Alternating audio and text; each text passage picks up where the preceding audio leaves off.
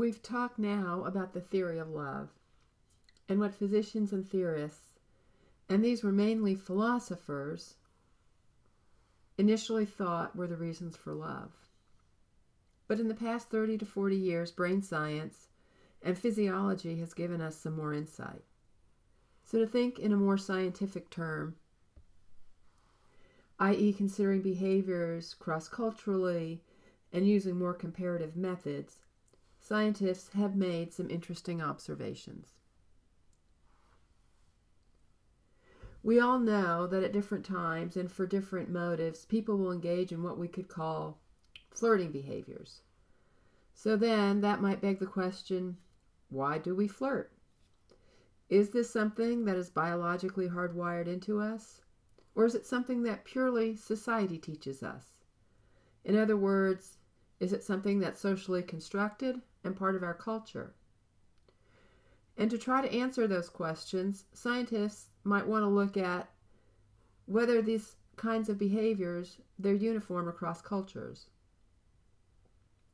If it was uniform from one society to another, from one period of time to another, and perhaps even across species, i.e. something that animals other than human beings do, then we might think that perhaps it's not socially constructed, but instead was biologically hardwired into us. The first studies of how people flirt was done by a scientist named Abel Ebelsfeld. He was another one of those great theorists that studied at the University of Vienna. And just as a complete side note here, you might want to take notice that many of the earlier theorists of human behavior came out of this university. Indeed, much of the world's modern science came out of this region of the world, and had not World War II decimated Germany and destroyed their infrastructure as well as their economy, the world's superpowers might be very differently aligned in the 20th century. But back to the main storyline here, that of love and flirtation. Abel Ebelsfeld started out studying the mating behaviors of animals. Seeing some similarity between species, he wondered what kinds of symmetry this might have with human beings. And so he started studying human flirting behaviors on a cross-cultural basis. And his finding was that human beings engaged in what he labeled a fixed repertoire of gestures. And in his own words, these were done to test sexual availability and interest. Some of these common expressions or tests of sexual availability include things like placing the palms upward or shrugging the shoulders, and also what's known as the neck extension. So these behaviors are thought of as being more biologically rooted, as they are expressions that show the person means no harm, that they're helpless, or at the very least, they're not planning on being aggressive. To explain this a little further, palms up shows that there is no weapon in the hands, and that the fist is not going to be made into a striking motion against the other person. Shrugging the shoulders shows that the posture is relaxed, and that the person is not on high alert. And again, it's a posture of being defenseless. And the neck extension, that's a classic. A woman flipping her hair back is also part of the idea of exposing the neck. So think of a puppy dog showing its subordinate status to an adult dominant dog that comes up to it. What does the puppy do? It rolls over on its back. That's the ultimate submission. And then you might want to argue that men and women having sex with the woman on her back, her belly exposed to him, that's also the ultimate in subordination. So let you ponder that for a little bit too. But back to the puppy, the one that's on its back, it's helpless. And the woman, she extends her neck or pulls her hair back. It's also signifying vulnerability or acquiescence to the man's advances. Another one of these flirting expressions is what's known as the fleeting glance. That suggests availability and interest. People generally don't lock eyes and stare each other down when they're interested in each other. The stare down, that's what the alpha dog would do. The alpha dog shows his dominance by staring at the other, and when the other looks away, that's a sign that the other is subordinate. So, If you ever played stare the dog down game with someone's dog, you know that you win when the dog looks away. But if the dog doesn't look away, you might not want to stay in the room with that dog. So the idea there is that staring headlong, particularly with the chin down and locking eyes, is considered a threat. But on the other hand, the fleeting glance, where you catch someone's eyes and then look away quickly, that's a flirting behavior that signifies interest. It's non-threatening. So there's newer scientific findings that have added to our understanding of love and infatuation or lust. The newer science considers what kinds of hormones and neurotransmitters we produce and how our brains react to them. And that's what I referred to when we started this unit, the Roxy Music song, Love is the Drug. What kind of neurochemical changes might be occurring when we fall in love? Why is it the world seems so awesome, everything changes, we have so much energy when we're in love? Scientists are now considering the role of a substance called phenylethylamine, or what's also known as PEA. This is a naturally occurring neurotransmitter. It makes us feel amped up, excited, somewhat like how an amphetamine would work on our system. The way this works is that when we're around a person that we're highly attracted to, we secrete more PEA, and our brains become saturated in it, and we become very happy and feel good, if not great. The substance called PEA works a lot like the wonderful neurotransmitter dopamine. It just plain makes us feel really good. So let's compare PEA to dopamine and give you an idea about how dopamine works. Remember, these are both neurotransmitters. They help our bodies and brains process the electrical stimulations that allow us to receive information through our senses and process them in our brains.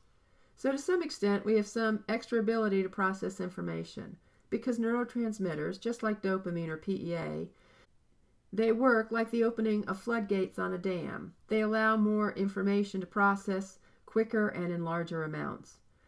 But understand, too, that life isn't all so great when we are constantly flooding our brain with these substances. You build up a little bit of resistance to them, and as time goes on, you need more and more to get the same kind of feeling. But at least at first, the feeling that you get when there are more neurotransmitters available, particularly our good friend dopamine, is that you have more energy, you have stronger emotional responses, and your ability to experience pleasure is raised. Your tolerance of pain appears to go up as well. So drugs and dopamine, they go hand in hand. Most of the drugs that are addictive in nature, and particularly those that are highly addictive, they affect your dopamine levels. Amphetamines, crack cocaine, heroin, opiates, and of course methamphetamine, they all are associated with enormous spikes in the dopamine levels. And that's why the world seems so amazingly awesome when someone is high on the drug. But the withdrawal is difficult, leaving the body craving the sensations that the spike levels of dopamine had initially created. And caffeine creates the same effect too, just to a much lower degree than the other substances we just talked about. Take away the coffee lovers' morning hit and see just how badly they are affected by withdrawal. The illustration I provided on the slide shows how dopamine or any other neurotransmitter works to increase our sensations. Also implicated in this exchange is monoamine oxidase, which after dopamine has done its work, monoamine oxidase then breaks the dopamine down. Many antidepressants work off the theory that not only does one want to increase the dopamine levels, but also increase the receptor's ability to allow dopamine to attach to the receptor, and then also decrease the amount of monoamine oxidase so that there's more dopamine floating around the system and is more accessible. So the bottom line here is that we feel better when we have higher levels of neurotransmitters available in our system. And we know that falling in love produces very high levels of PEA.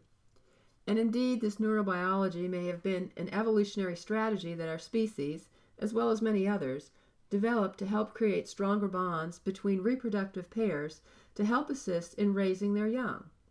And we know also that when animals are injected with PEA, that this then increases the amount of courtship behaviors between individuals, In fact, sometimes males and females will court females when their PEA levels are manipulated. But when, if left to their natural level of PEA, this kind of behavior would not occur. So I'd like to talk a little bit about people that psychologists would label as hysteroid dysphorics. That, of course, is a Latin label where the first word hysteroid means to act hysterical, not as in funny, but as in a nonsensical and out of control kind of way, and dysphoric, which means to be very uneasy or nervous. And this label is applied to people that have an intense need for attention and adoration and are acutely hypersensitive to rejection. In many cases, these people report that they are romance junkies and that they fall quickly, rather so fast it's scary, in love, and then cannot detach themselves from their love object, which I like to say to some extent becomes a victim of the circumstances. And I actually knew someone that I felt fit this category about 20 years ago. She was in her early 30s and would share information about herself, and admittedly, I felt that often the topics were what I would say inappropriate self-disclosure. But of course she had some boundary issues there. So she would tell me about her dating life, and it was like one date, and bam, she was assuming everything was going to go a million miles an hour, and she assumed her newest infatuation would feel the same way. And it was never that case. And I think if I recall correctly, every time she had a first date, she was dating on the internet back then, 20 years ago, when online dating was a brand new thing. And the guy would sense that things were not quite right, and almost immediately he would disengage. And my friend would become so attached she was clueless that this was not reciprocal, and would hound and pester the poor fellow incessantly. And I even happened to know one that I hate to say it, but I would call one of her victims. And he was an ER doctor in Lexington, and he told me that after a week of not responding to her calls or emails, that she showed up at the emergency room where he worked. I think it's scary stuff to some extent, but I tell you the story to illustrate the kind of behavior. The last point on the slide, that the pattern is intense infatuation, followed by a traumatic breakup. Then the person goes into a deep depression, which is then lifted only when they find a new love object and fall into infatuation, and the cycle begins again. And we do know, too, that when hysteroid dysphorics, when given MAOs, which are designed to block the action of the brain enzymes that break down PEA. Remember I told you earlier and showed you the slide where monoamine oxidase breaks down PEA so it can then be synthesized in the liver and excreted in your urine. Then when that PEA is left to circulate in the body for a longer period of time, this seems to assist very well in breaking the pattern of the hysteroid dysphoric. When the cycle is broken, the person can then reflect about their behavior on a more useful basis, and they often start to choose partners that are more appropriate, and their behavior becomes more reasonable in the early periods of the relationship, thereby not scaring off the more suitable partners so quickly. So thinking about this amped up state that occurs because there's so much PEA saturating the brain. How long does it last? How long do we stay in high gear? Not forever. We know that. Infatuation appears to have a lifespan of about 18 to 36 months. Scientists think that infatuation starts to wear off because the brain becomes accustomed to the revved up state and it can't maintain that. And that also possibly that PEA levels begin to drop around 18 to 36 months as well.